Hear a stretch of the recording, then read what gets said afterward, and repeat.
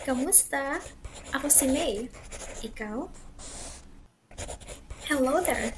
This video will provide you with the common words used in the Philippines to help you learn how to speak Tagalog or Filipino. Without further ado, let's get started! Cha-a, cha-a, cha-a, meaning tea.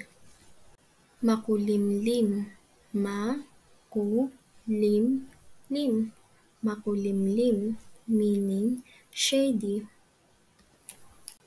Pag-amin, pag-amin, pag-amin, meaning to admit. Hindi nakakain, hindi na-ka-kain, hindi nakakain, meaning inedible. Kutsilyo, kutsilyo, kutsilyo, meaning knife. Iyan,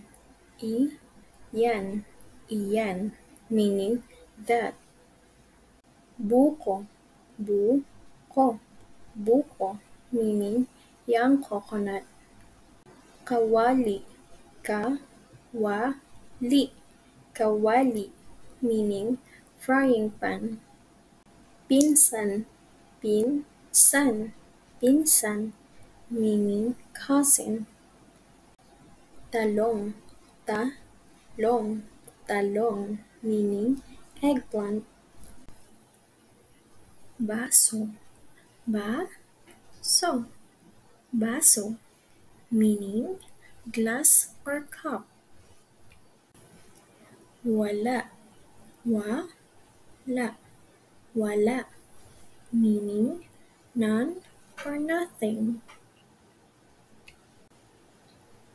Kape,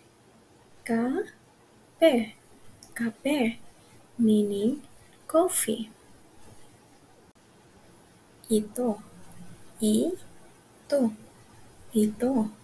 meaning this.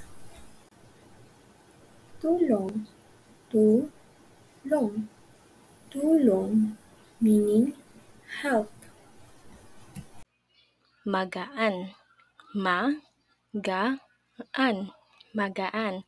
So this is the opposite of heavy. Light. Din, meaning also. Mo, meaning your or yours. Bahala, bahala, meaning come what may or whatever happens. Nagtagal,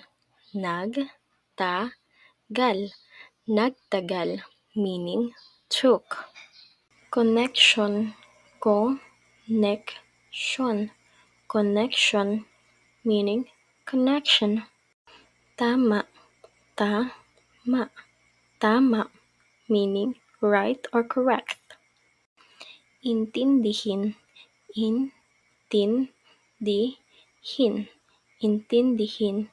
meaning to understand. Mula, meaning since or starting. Paraan, meaning way. Thank you for learning with me. I hope to see you soon. Paalam!